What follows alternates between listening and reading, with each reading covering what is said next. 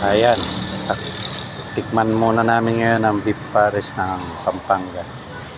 Panipuan, Pampanga. Okay naman. Kahit yero mababa. May puno. Mangga. Sa gilid. Kaya malilim.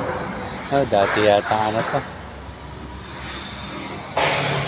Parang swimming pool na maliit. Lagyan mo rin kalamansi. Nanginginig pa yung kamay ko. Pagod sa ano. Kakapihit. Alright, ayun yung gamit namin.